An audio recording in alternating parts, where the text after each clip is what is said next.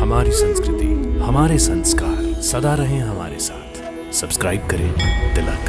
बिरहा के इस अतल सिंधु ने राम सिया के हृदय डुबोए। बिरहा के इस अतल सिंधु ने राम सिया के हृदय डुबोए।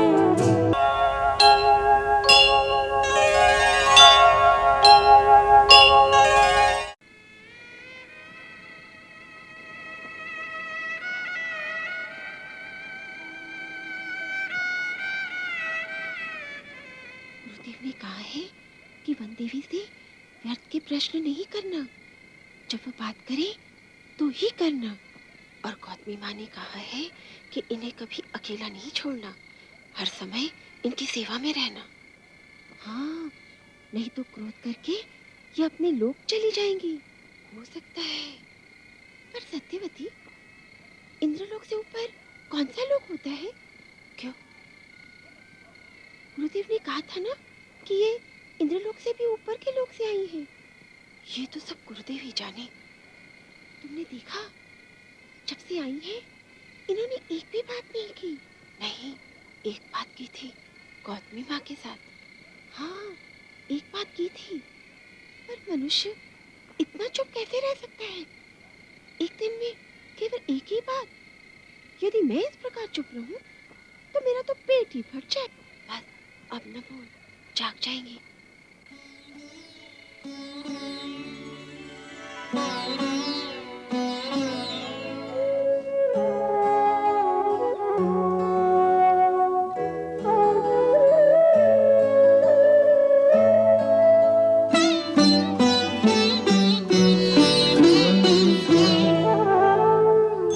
एक वन में एक राजमहल में घास बिछा धरती पर सोए। बिरहा का गंगा जल आकर दोनों के नैनों को धोए।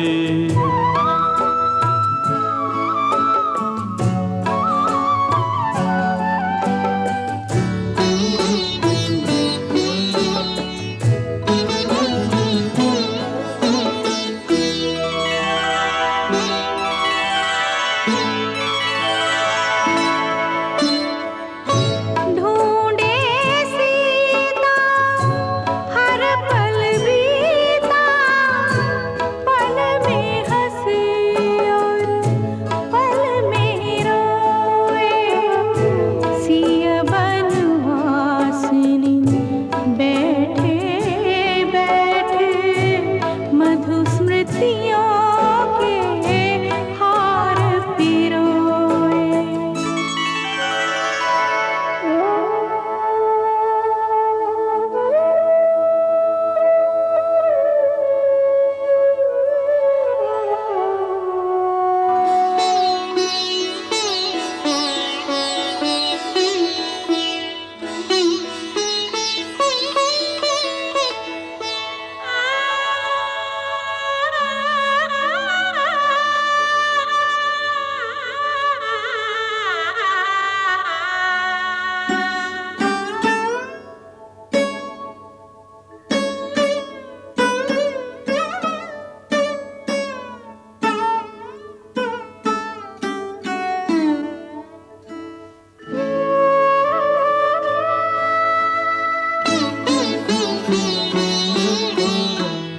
खोए पल छिन की सुधियों में राम रहे अब खोए खोए।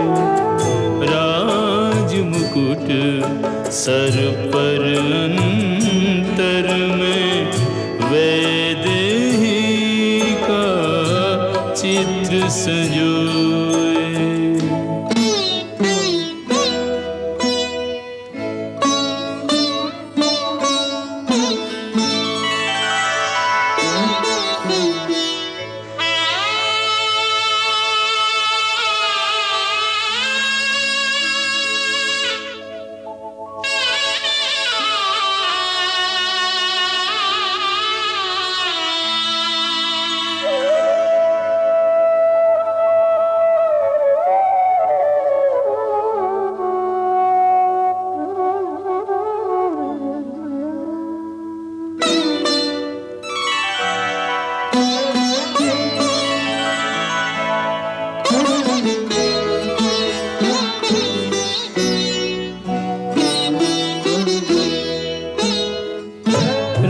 राज काज में लीन यंत्रवत रहते रघुवर, सबकी सुनते सबको देते न्याय बराबर। राम राज में कष्ट किसी को कुछ नहीं तिल भर, कोई न जाने बीत रही क्या राम के मन पर। जिसके आने की नहीं आशा, विरही मन उसका मगजोए।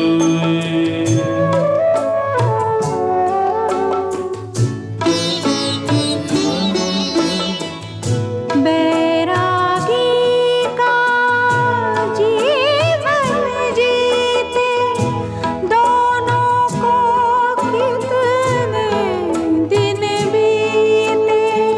सीता जपती राम की माला, राम हृदय कहे सीते सीते। बिरहा के इस अतल सिंधु ने राम सिया के हृदय डुबोए। बिरहा के इस अतल सिंधु ने राम सिया के हृदय डुबोए। तीनों लोक हैं सहमे सहमे, अब क्या बीते अब क्या होए।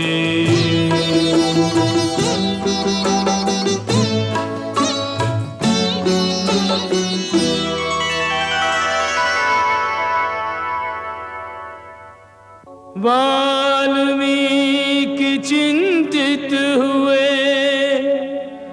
दशा सिया की देख।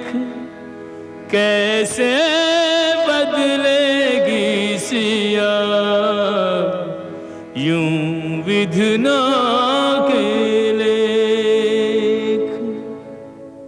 कर्तव्य प्रण संकल्प सबके सब यूं ही रह जाएंगे, इस भावना के वेग में त्यों लोक ही बह जाएंगे।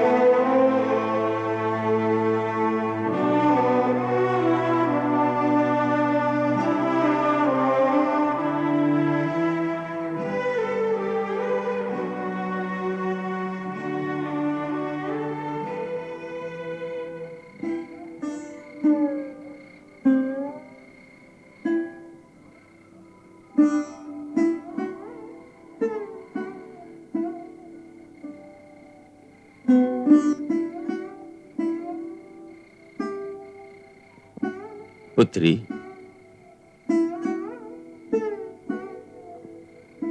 किस सोच में डूबी हो?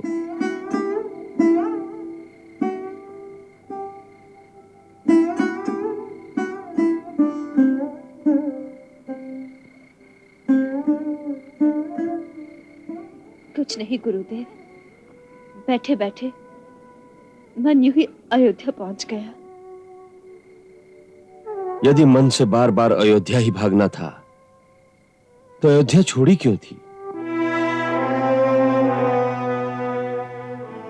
मन है बार बार उनके श्री चरणों में चला जाता है। पुत्री, मन का तो स्वभाव ही यही है कि वो इधर से उधर भटकता रहे। मनुष्य यदि अपने मन के अधीन हो जाए तो मन उसे भी अपनी तरह इधर से उधर भटकाता रहता है। परंतु जिसने अपना कोई लक्ष्य निर्धारित कर लिया हो, उसके पास मन के पीछे बावला होकर इधर से उधर और उधर से इधर भटकने का समय ही कहां है। उसको तो केवल उसी एक मार्ग पर आगे जाना होता है जो उसे सीधा उसके लक्ष्य तक पहुंचा दे। पुत्री, तुम एक लक्ष्य लेकर चली हो। तुमने पूर्वजों के सामने जो शपथ ली थी उसे याद करो। तुमने कहा था, मैं मिथिला नरेश, राजा जनक की पुत्री सीता, अपने महान पति, अपने भगवान श्री राम के चरणों की शपथ लेकर वचन देती हूं कि आज के पश्चात मेरी छाया भी आपके पवित्र राजकुल पर नहीं रहेगी। मैं अपने नाम का भी त्याग करती हूं, जिससे यह कलंकित नाम किसी की जिह्वा पर ना आए। मैं रघुकुल की भावी संतान को अपने गर्भ में धारण करके जा रही हूं और वचन देती हूं कि इस संतान को इस योग्य बनाऊंगी कि वो आपके नाम और कीर्ति को और भी उज्जवल करे।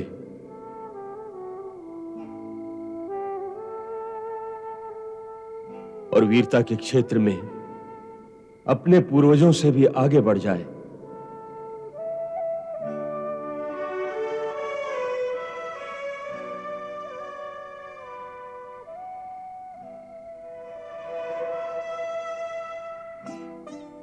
तुमने जिस संतान को उन पूर्वजों से भी बढ़कर प्रतापी और वीर बनाने का संकल्प लिया है, उस संतान पर क्या हर समय की उदासी या मन की भटकन के संस्कार डालना चाहती हो? तुम्हारी इस मन स्थिति का क्या प्रभाव होगा तुम्हारी संतान पर? तुम्हें अपने मन में निराशा और उदासी को स्थान ही नहीं देना चाहिए। तुम्हें एक कर्मवीर मां की भांति अपनी संतान के भविष्य, अपने कुल के भविष्य, अपने देश के भविष्य के बारे में आशावादी विचारों का एक ज्योतिर्मय वातावरण अपने चारों ओर फैला देना चाहिए,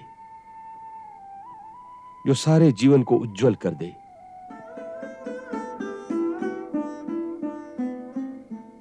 पुत्री, जिन्हें भविष्य का निर्माण करना होता है वो मन के अधीन होकर नहीं चलते, मन को अपने अधीन करके आगे चलते हैं।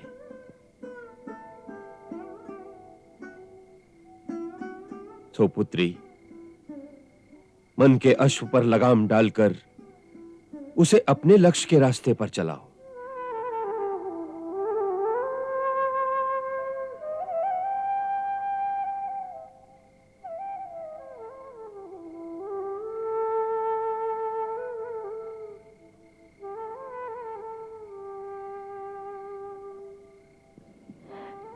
मुझे क्षमा करे भगवान, आपका उपदेश सत्य है, परंतु राघव का वियोग असहनीय है।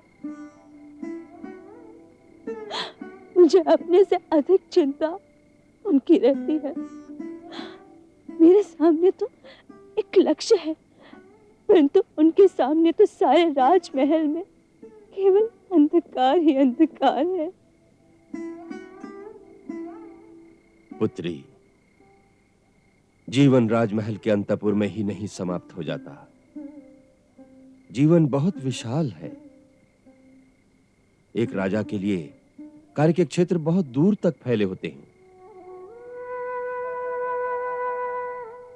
राघव कर्तव्यरत होकर संभल जाएंगे, परंतु यदि तुम नहीं संभलोगी तो वो भी नहीं संभलेंगे।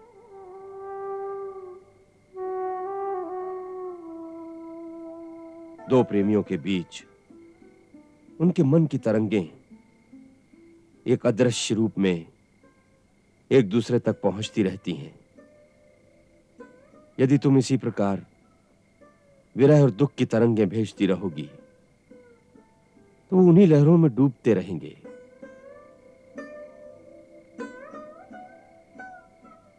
तुम्हें कर्तव्य परायणता, कर्मवीरता और आशा की ज्योति तरंगें उनकी ओर भेजनी चाहिए, तभी तुम उनकी सच्ची सहायता करोगी। पुत्री, इस विरह और निष्क्रियता के अंधकार से निकलो और एक ज्योतिर्मय उज्जवल भविष्य के निर्माण में व्यस्त हो जाओ। ये मत भूलो कि एक महान बलिदान के पथ पर तुम बहुत बड़ा उत्तरदायित्व लेकर चली हो।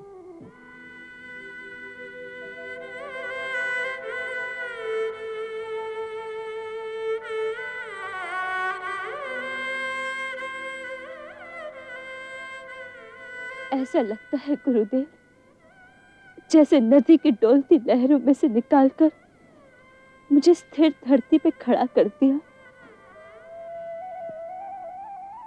आपको शत शत प्रणाम।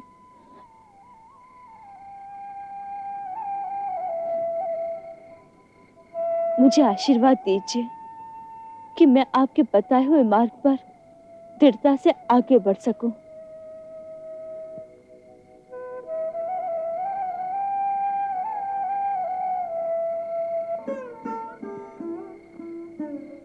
देवी भगवती की शक्ति तुम्हें प्राप्त हो।